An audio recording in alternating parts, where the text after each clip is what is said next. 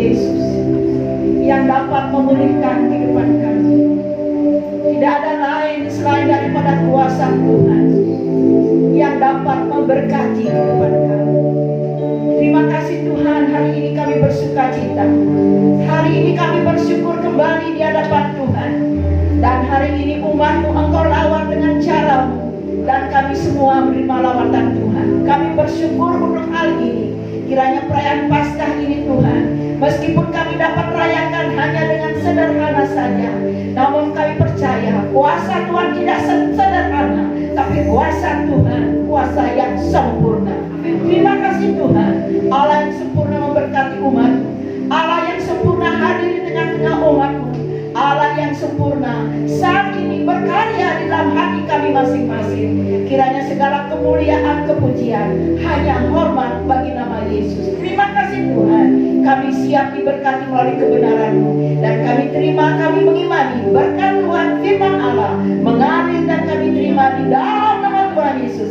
Bersama-sama kita katakan amin. Amin, puji Tuhan. Bagaimana Bapak Ibu? Ada sukacita hari ini? Masih bersemangat untuk memuji Tuhan? Masih bersemangat untuk mencari Tuhan? Merasakan menikmati kemenangan daripada Tuhan? Beri kemuliaan untuk Tuhan Yesus. Haleluya. Oh, luar biasa.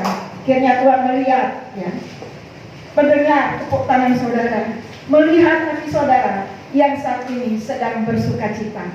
Oleh karena apa? Oleh karena Tuhan ada bersama dengan kita. Puji akan nama Tuhan. Sebelum saya meneruskan yang menyampaikan firman Tuhan, saya mengucapkan selamat hari Paskah, ya, hari kebangkitan Tuhan Yesus, hari kemenangan Tuhan Yesus dan kemenangan kita juga. Yesuslah bangkit dari antara orang mati. Dia hidup, memberikan kehidupan yang kekal bagi kita semua. Amin, saudara. Jangan lupa bahwa kita ada orang-orang yang menerima kehidupan yang kekal. Melalui apa? Melalui kuasa Tuhan. Dengan apa? Dengan iman kita kepada Tuhan Yesus. Mari saudara, saya mengajak saudara untuk melihat kebenaran firman Tuhan. Dan pada pagi hari ini kita akan melihat di dalam kitab Yohanes atau buku Yohanes pasal yang ke-20. Yohanes pasal yang ke-20 ayat yang ke-19 sampai dengan ayat yang ke-20. Yohanes pasal 20 ayat 19 sampai dengan ayat yang ke-20. Bisa dibantu tidak yang nggak bisa? Ya.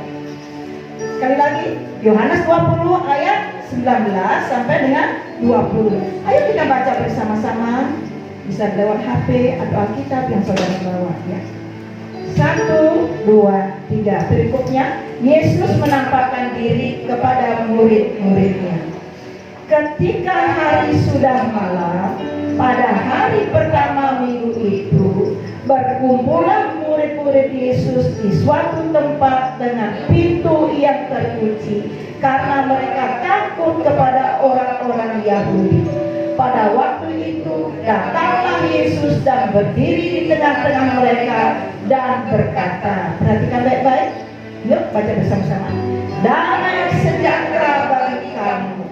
Dan sesudah berkata demikian, ia menunjukkan tangannya dan lambungnya kepada mereka.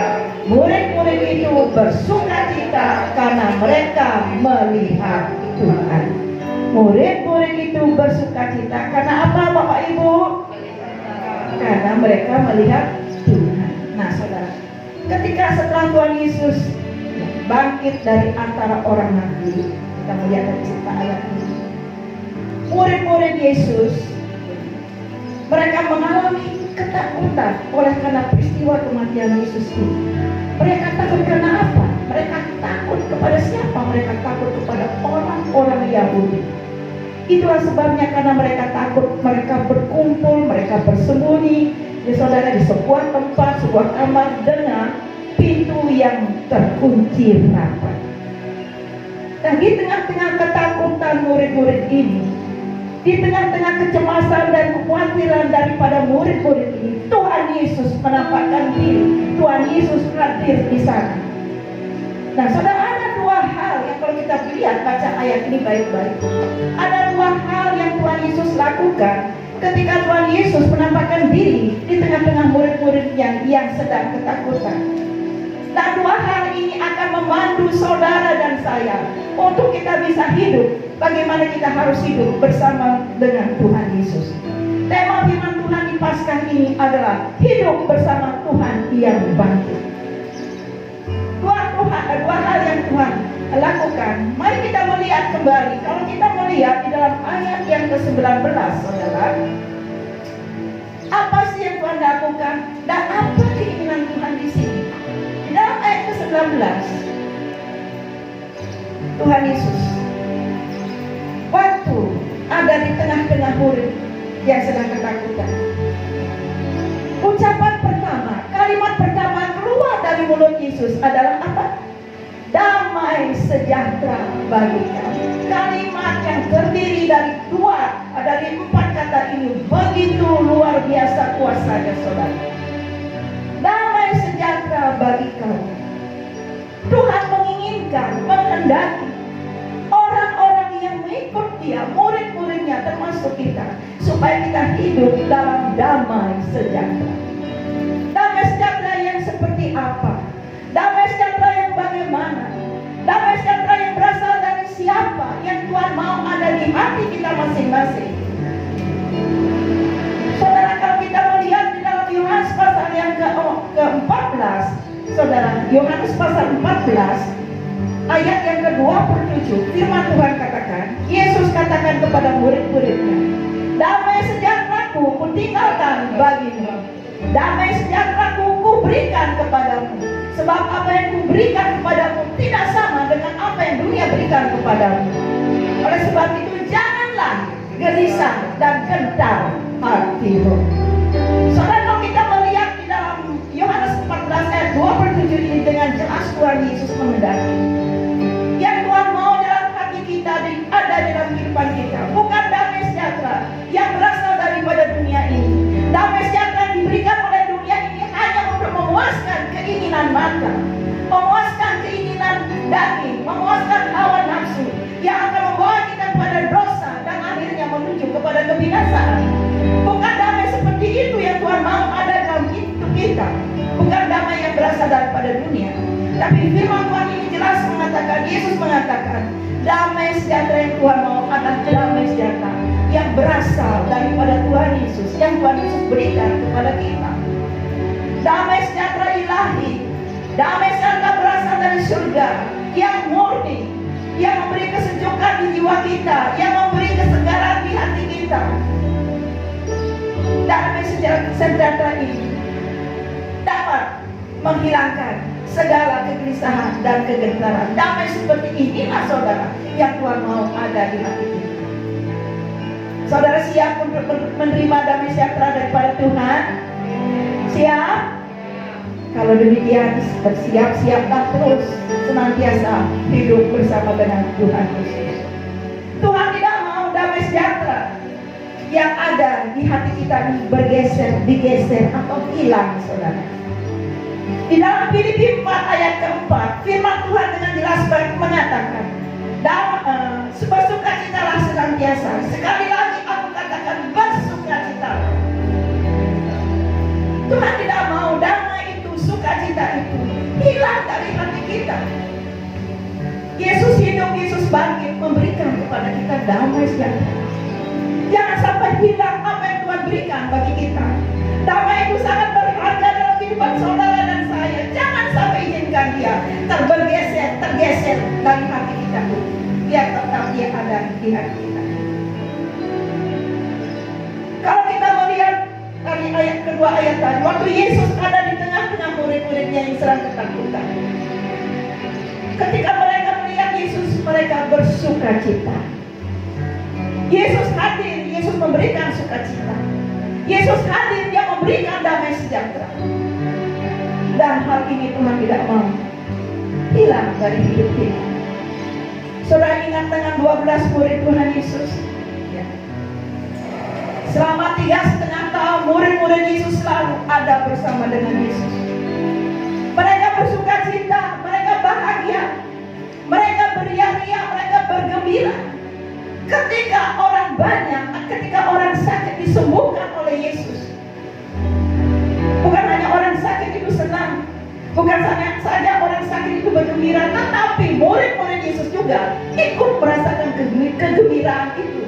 Karena Yesus sudah menyembuhkan mereka. Ada begitu banyak orang dengan berbagai macam sakit penyakit datang kepada Yesus. Tidak ada satupun di antara mereka yang tidak dijamah dan disembuhkan oleh Yesus. Itu yang membuat murid-murid Yesus bersukacita, bergembira. Belum lagi mereka mendengar, mereka tahu, mereka tahu bahwa Tuhan Yesus mengubah air menjadi anggur. Oh saudara, membuat mereka berbahagia. Dahsyat. Orang yang bersama dengan aku, Yesus adalah orang yang dapat melakukan hal-hal yang tidak mungkin dapat dilakukan oleh siapapun. Siapa di antara saudara di sini bisa mengubah air menjadi anggur? Tapi Tuhan kita dapat melakukan itu. Murid-murid bersukacita atas apa yang Tuhan Yesus lakukan.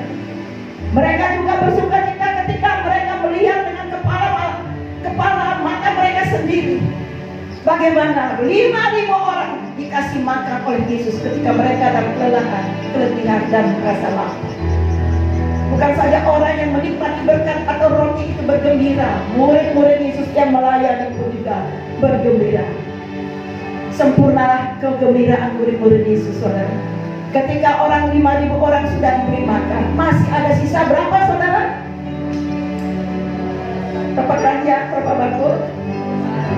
5.000 orang dikasih makan. Sisanya berapa? 12 bakul, 12 keranjang. Saudara, ini juga sering dilakukan oleh Tuhan dalam kehidupan kita.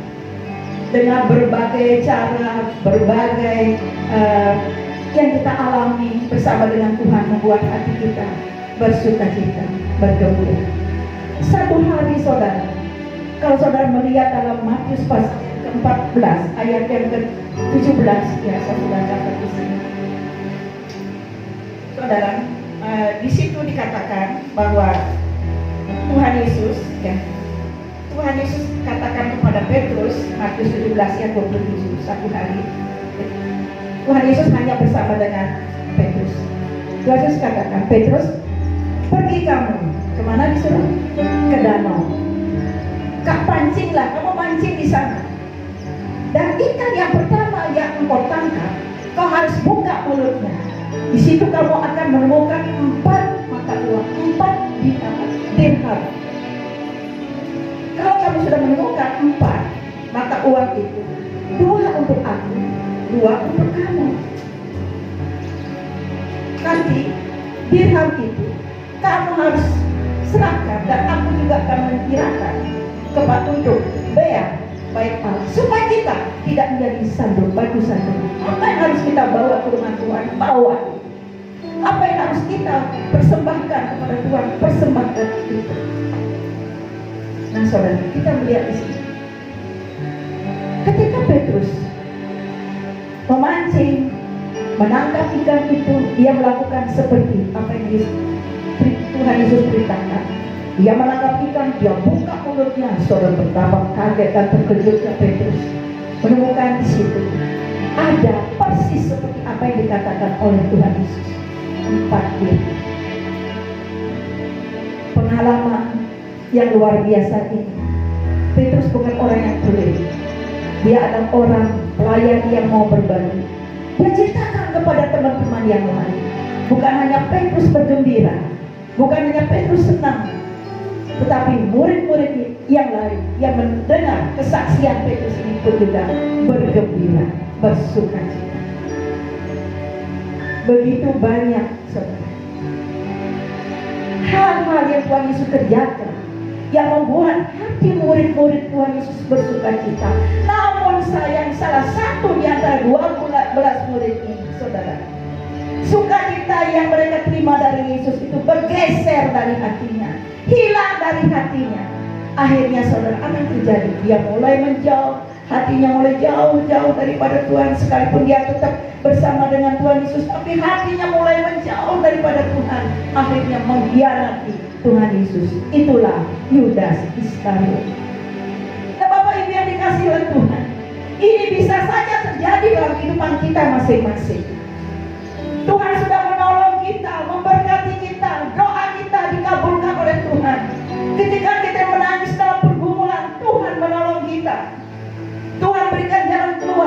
dalam setiap masalah yang kita alami, kita bersuka cita, kita bergembira. Tapi karena ada satu dan lain hal, ada ujian di depan kita harus kita hadapi, kita kehilangan sukacita itu. Akhirnya hati kita menjauh daripada Tuhan. Hal ini pasti mengecewakan Tuhan. Kiranya hal itu tidak terjadi di dalam kehidupan kita. Kalaupun, mari saudara kita periksa hati kita pagi hari ini.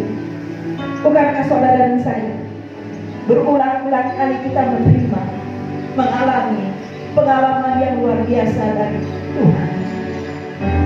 Periksa hati kita pada pagi hari ini. Sebelum saudara pulang, lihat sampai di dalam kedalaman hati saudara. Masihkah sukacita, kedamaian, ketenangan daripada Tuhan itu ada di hati kita? Ataukah mungkin sudah bergeser, hilang? Kalau itu terjadi, kalau itu saudara rasakan, saudara tidak boleh santai-santai. Harus bergerak dengan cepat, bertindak. Apa yang harus kita lakukan? Kembalilah kepada Tuhan, kembalilah kepada firman-Nya, kembalilah hidup bersama dengan Yesus. Maka kebahagiaan, ketenangan, sukacita itu akan kembali hadir di hati kita. Karena ini yang Tuhan mau dalam hidup kita. Amin, saudara. Saudara dapat bersukacita, memuji Tuhan oleh karena firman Allah yang boleh menyentuh dan menegur hati kita saat ini. Saudara senang ditegur oleh Tuhan, senang diberi kekuatan oleh firman Allah. Jadilah anak-anak Tuhan yang memiliki kelembutan hati, supaya firman yang kita dengar terus boleh bertumbuh dalam hati kita dan kita melakukannya. Tuhan menghendaki, Tuhan bangkit dari antara orang mati. Dia hidup bersama dengan kita. Dia mau supaya kita hidup dalam damai sejahtera. Damai sejahtera ini dapat menjadi kesaksian bagi orang lain. Nah, saudara, kalau kita melihat di dalam ayat yang kita baca bersama-sama, Kisah Para Rasul 16 ayat 25. Kisah Para Rasul 16 ayat 25, kita baca bersama-sama. Ya, renungkan 1, 2, 3. 1, 2, 3. Tetapi kira-kira tengah malam, Paulus dan Silas berdoa dan menyanyikan puji-pujian kepada Allah, dan orang-orang hukuman lain mendengarkan mereka. Saudara, tadi saya katakan damai sejahtera itu dapat menjadi kesaksian bagi orang lain. Ketika Paulus dan Silas ditangkap, dipenjarakan dengan keadaan tubuh yang terbelenggu, dan dia dipasung, ditaruh di dalam penjara yang paling dalam, paling tengah, dalam suasana begitu gelap. Hati Paulus dan Silas tidak gelisah di sana, tidak gentar menghadapi semuanya itu. Hatinya tenang, hatinya tetap mengalami, di dalam hatinya masih tetap ada damai. Didasari dengan hati yang tenang, hati yang damai, hati yang sukacita. Dia menaikkan pujian, dia menyanyi kepada Tuhan, dia berdoa kepada Tuhan. Yang membuat kita heran kalau saudara simak ayat ini baik-baik. Orang-orang hukuman yang ada di penjara itu, tidak ada satupun yang protes, yang mengatakan atau berteriak untuk kepada Petrus dan kepada Paulus dan Silas untuk mereka berhenti menyanyi, karena mereka bernyanyi di tengah malam. Sudah pasti merasa terganggu. Namun kalau kita melihat mereka tidak terganggu, saudara. Mereka tidak marah ketika mendengar Silas dan Paulus menyanyi di tengah malam. Mereka tidak katakan, ini waktu tidur, malam, ini malam, waktu istirahat. Dan seperti itu, saudara. Ternyata firman Tuhan ayat ini mengatakan, mereka ngapain, saudara? Mereka nggak protes, mereka kenapa? Mendengar. Orang-orang tadi mendengar pujian dan doa yang dinaikkan oleh Paulus dan Silas. Kenapa, saudara? Mereka tidak protes, mereka tidak marah, malah mereka berdiam mendengarkan, karena pujian dan doa yang dinaikkan oleh Paulus dan Silas itu sangat memberkati mereka. Mereka mendapat perawatan Tuhan melalui pujian penyembahan daripada Paulus dan Silas. Penyembahan pujian yang dinaikkan di dalam urapan Tuhan, mengalir menyentuh hati orang-orang yang ada dalam tahanan itu. Mereka tidak protes, mereka mendengar dengan baik, mereka diberkati, mereka merasakan ada Tuhan bersama mereka. Mereka diingatkan ada Tuhan yang mengasihi mereka. Mereka diingatkan bahwa ada Tuhan mengampuni mereka apapun kesalahan mereka yang menyebabkan mereka ada di penjara. Tuhan mengampuni mereka. Mereka dapatkan itu melalui pujian dan doa yang dinaikkan oleh Paulus yang disertai dengan urapan Tuhan. Mereka diingatkan untuk bertobat. Pujian, penyembahan atau doa yang didasari dengan hati yang tenang, hati yang penuh damai sejahtera, memberikan kesaksian bagi orang-orang tahanan dan juga memberi kesaksian bagi kita, menjadi kesaksian bagi kita. Situasi apapun yang kita alami, apapun bagaimanapun situasi kehidupan kita, kita masih tetap dapat menikmati, mengalami damai sejahtera. Yang penting kita hidup bersama dengan Tuhan Yesus. Amin, saudara. Ini yang penting, yang perlu harus kita ingatkan. Ingat dalam hidup kita. Nah, Bapak Ibu yang dikasihi oleh Tuhan, itu yang pertama.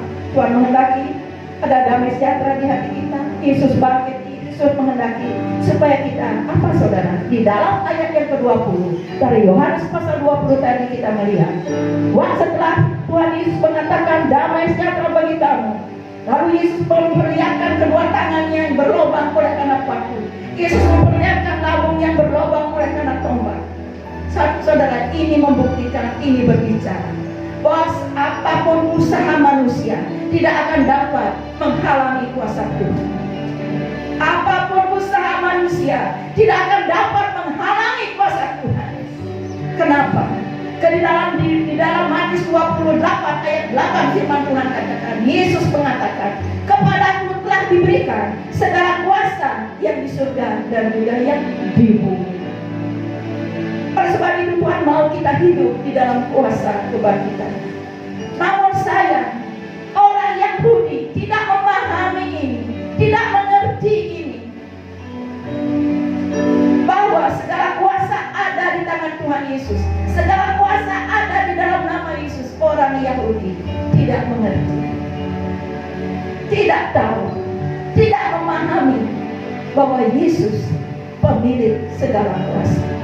Oleh sebab itu mereka terus berusaha untuk membunuh atau menyalibkan Yesus supaya Yesus mati, dengan harapan supaya Injil itu hilang kekuatan kuasa.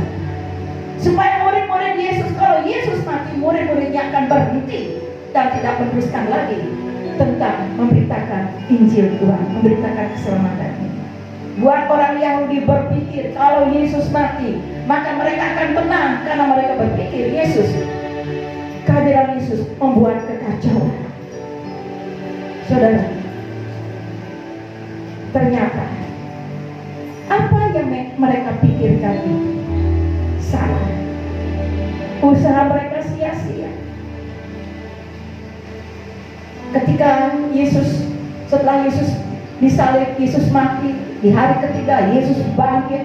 Setelah bangkit, Yesus melawat, menampakkan diri kepada murid-muridnya, lalu murid-muridnya dengan berani memberitakan firman Allah. Jadi harapan orang-orang Yahudi tidak jadi kenyataan, karena sesungguhnya kematian Yesus ini, kebangkitan Yesus ini membuat murid-murid Yesus semakin berani memberitakan firman, terpencar kemana-mana. Dimanapun Injil Tuhan diberitakan, di situ ada pertobatan. Di mana Injil diberitakan, di situ ada kuasa Tuhan. Di mana Injil diberitakan, di situ ada mujizat Tuhan. Sehingga gereja bertumbuh di mana-mana. Sampailah ada saat ini gereja Pajar Baru berdiri bukan oleh karena kekuatan manusia, tetapi oleh karena kuasa Tuhan menyertai hamba-hambanya, menyertai jemaat Pajar Baru. Amin, saudara. Nah, ini saudara, Tuhan mau kita hidup di dalam kuasa kebangkitan, karena segala kuasa ada dalam tangan Tuhan. Tadi memang kemarin saya sudah oleh Ibu Yani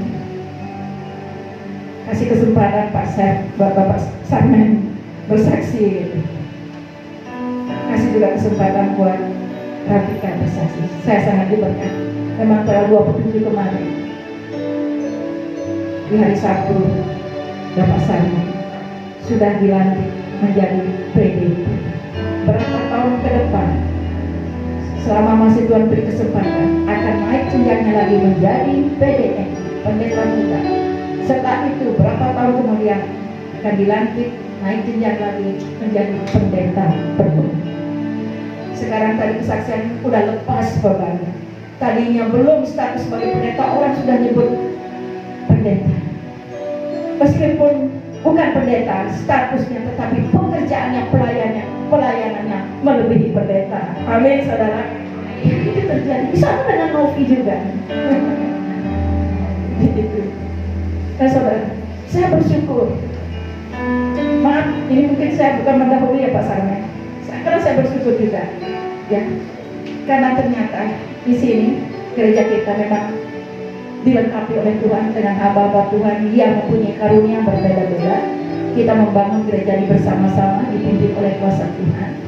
Dan banyak berkat-berkat yang kita terima, ya kesembuhan, macam-macam berkat lah, sesuai dengan kebutuhan kita. Saudara, hari Sabtu 27 bulan Maret kemarin, untuk pertama kali saya naik di mobil baru miliknya Bapak Sarmen. Bapak tak bersaksi, dan saya bersyukur gitu kan. Ya, saudara jangan iri ya, kalau saya iri kan. Kalau saudara pingin nyobain, maksudnya naik mobil baru, tidak boleh aja. Apalagi nanti penolong udah bisa bawa sendiri, ya. Ini sedikit ini. Nah, saudara, kita bersyukur. Memang kita bisa disertai, pelayan kita disertai kuasa Tuhan dan berkat-berkat Tuhan nyata sekali dalam hidup dengan berbagai macam cara sesuai kebutuhan kita. Juga bersyukur kalau di tahun ini, ya, juga Rafika sudah menerima baptisan air karena omnya, pamannya ada juga pendeta. Pas di situ ada baptisan, akhirnya dibaptis oleh hamba Tuhan pendeta yang tidak lain adalah omnya sendiri. Kita bersyukur untuk ini. Beberapa bulan yang lalu kita layani pelayan konseling. Bagaimana saudara pelayan konseling bisa melihat kesungguhan dia untuk mengikut Tuhan, kesungguhan dia untuk menyerahkan hidupnya, kesungguhan dia, kerinduan dia untuk dibaptis. Dan sekarang saudara, kalau boleh saya tidak mendahului Tuhan, ada kerinduan untuk sekolah Alkitab, mempersiapkan diri untuk menjadi hamba Tuhan. Siapa yang dapat yang menghalangi kuasa Tuhan? Kalau Tuhan melakukan sesuatu dalam kehidupan seseorang, apapun usaha seseorang tidak bisa menghalangi, ya, kuasa Tuhan dalam kehidupan kita. Bukan untuk Bapak Sarmen dan Rafika saja, untuk kita semua jemaat percaya. Saudara, itulah sebabnya mari kita libatkan kuasa Tuhan terus dalam kehidupan kita. Karena bagi kita orang percaya, firman Tuhan katakan, orang yang benar hidup bukan karena melihat, tetapi karena percaya. Yuk, ini ayat terakhir saudara, ayat terakhir kita baca bersama-sama di dalam di dalam 1 Korintus 2 Korintus 5 ayat 7. 2 Korintus pasal 5 ayat 7. Ya, baca bersama-sama.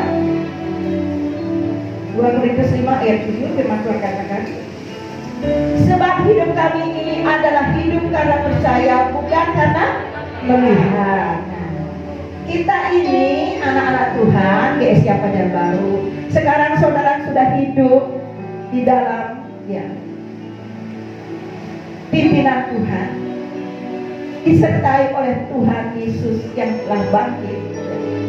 Kuasa Tuhan menyertai kita. Hidup kita ini bukan lagi oleh karena kita melihat sesuatu, tetapi oleh karena kita percaya kepada kuasa Tuhan. Amin. Yuk kita baca bersama-sama 2 Korintus 5 ayat 7, 1, 2, 3. Sebab hidup kami ini adalah hidup karena percaya, bukan karena melihat. Saudara, kalau kita hidup kita hanya berdasarkan apa yang kita lihat, kita akan menjadi mudah khawatir, cemas, bahkan mungkin marah-marah. Pernah mengalami? Jujur dong. Pernah? Saya pernah. Belum lama lalu saya sudah saksikan di komunitas waktu kita di ibadah untuk saudara. Di bulan Februari yang lalu, tiba-tiba saja anak saya, ya, si Made, adiknya Pak Putu, dari kecil nggak pernah pisah dari saya. Sampai nikah punya anak satu selalu sama saya. Tiba-tiba saja di bulan Februari itu saudara, di awal Februari, dia dan suaminya, ya, bukan menghadap ya, dia datangin saya, Mama, yuk kita ngomong dulu, bicara ada apa? Saya nggak ada angin, nggak ada hujan, nggak ada apa di Tumben gitu, biasa-biasa aja, kami saudara tidak ada masalah gitu. Ternyata mereka mengutarakan niat mereka untuk pindah tinggal di BSD. Waduh saudara, mulailah, saya belum siap, saya belum nggak bisa terima. Saya bilang gini, saya marah, kenapa begini, ini rumah untuk siapa nempatin, nanti mama sama siapa. Mulailah saya berpikir saudara, saya mulai khawatir, kalau anak saya pergi pindah dari rumah, saya sama siapa? Pak Putu sudah punya tempat tinggal sendiri, terus saya tinggal sendiri, saya marah, saya kesal, saya menangis. Saya lapor kepada Pak Putu, adik mau pindah, mau kenapa gitu? Enggak, bukannya mau pindah, ingin mandiri. Ya sudah, dia udah berkeluarga, kasih aja, santai aja.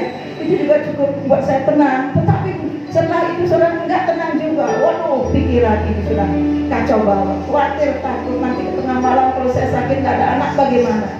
Macam-macam sempat saudara, karena ini sepertinya memang kita perlu, siapapun perlu penguasaan diri. Sampai saya ke dapur, saya lihat ember saya tendang saudara, tapi nggak dapat pakai, ember kosong saudara. Anak saya dengar, semua dia dengar, tapi dia diam aja. Untung dia diam, kalau dia ramai pasti ada perang di situ. Saudara, begitu itu yang terjadi, itu pergumulan karena saya belum siap saudara. Tapi satu saatnya saudara, saya datang kepada Tuhan, saya baca firman Tuhan, lalu Tuhan memberikan saya ketenangan. Bahwa kekhawatiran saya bilang kepada Tuhan, nanti kalau Made begini Tuhan, kalau bisa umumkan niat dia untuk kita dalam sebanyak doa saya. Tuhan jawab apa saudara? Aku sanggup memelihara kamu. Ya sudah. Tadi saya takut nanti kalau sakit bagaimana, nanti kalau ini bagaimana, aduh macam-macam dan alasan. Saya mulai mengasihani diri saya sendiri. Tuhan ingatkan saya, Tuhan sanggup memelihara saya. Nah, setelah saya berdoa mendapat firman ini, hati saya tenang. Yang tadi yang marah berubah saudara, saya nggak mau marah lagi, hati udah tenang. Saya senyum sama anak saya, kapan kamu pindahnya? Saya tanya apa yang belum ada, sudah semua ada mah. Kulkas sudah beli, udah beli kulkas. Apalagi lemak, apalagi mesin cuci sudah beli. Sampai bilang, terus nanti bagaimana angkat-angkat barangnya, kamu pakai apa? Nah, sudah beli mobil, meskipun saya kan enggak, kalau Pak itu kan baru. Kenapa kaget saya mobil? Oh Tuhan, terima kasih. Akhirnya saudara, saya enggak marah lagi. Pak Putus sempat telepon saya, Mama sudah enggak marah lagi. Enggak, saya bilang. Ingat saudara, kita hidup bukan karena apa yang kita lihat, kita hidup bergantung dengan kuasa Tuhan. Percaya, orang benar akan hidup bukan oleh karena melihat, tapi percaya akan kuasa Tuhan. Amin saudara, kiranya saudara firman Tuhan mengingatkan kepada kita semua, Yesus bangkit, Yesus hidup, dan Tuhan mau mengendaki supaya kita hidup dalam damai sejahtera. Tuhan mau kita hidup di dalam kuasa kebangkitan. Dan sebab itu karena sekarang kita akan teruskan waktu berjalan dengan cepat, kita akan masuk dalam perjamuan kudus.